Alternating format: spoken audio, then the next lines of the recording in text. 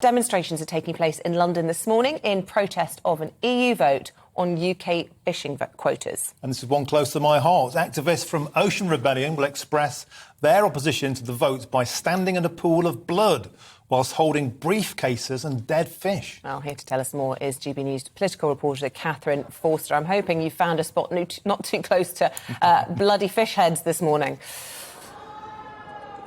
Yes, you'll be able to see in the background in a moment. So we're here outside the Department for Environment, Food and Rural Affairs, where climate activist group Ocean Rebellion are staging a protest. Now, they're affiliated to Extinction Rebellion, but they don't follow the same methods.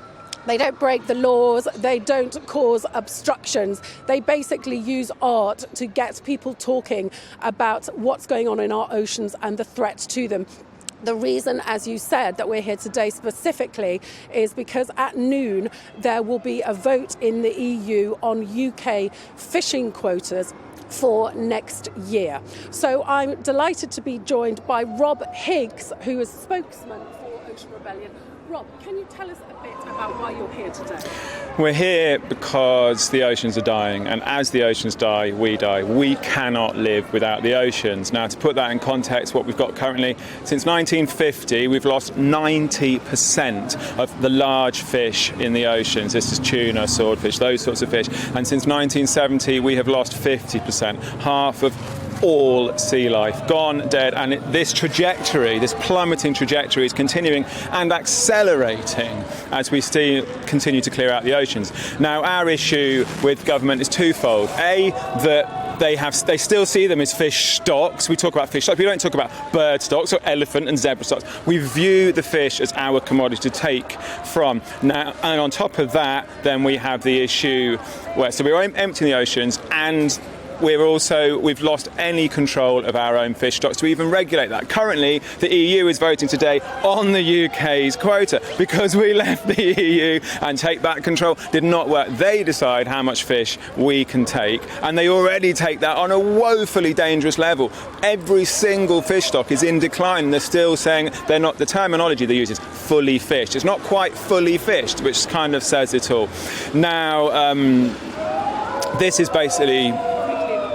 the Dutch boat, 23% of the UK quota currently goes to a Dutch-owned boat. It's flagged to the UK, but it's Dutch-owned fish that's landed and taken to Europe. This is the scale of the problem where we've lost any control over it, and the control that is being issued by people that want to empty the sea further. That's Rob Higgs for Ocean Rebellion. So as you heard, of the UK quota that we have, not even all that fish by any means is ultimately coming back to Britain. There'll be a further protest later at a different location in London. But as you can see, quite dramatic scenes here this morning.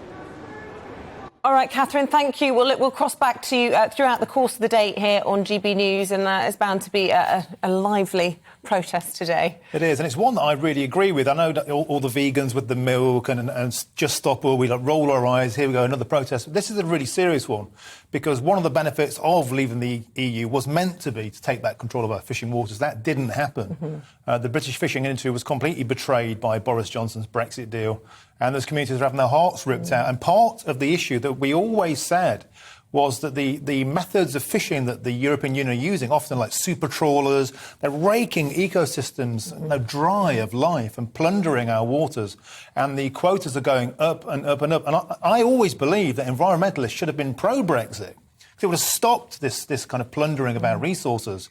There's a serious deal behind this, and I wish them the very best of luck with their protest. It's interesting how your support for Extinction Rebellion now kicks in when it relates to Brexit, of course, being an ardent Brexit campaign. Well, there's always a way to next bit about Brexit as well. All right, well, listen, let us know your thoughts on all of those topics, not least that protest taking place outside DEFRA today.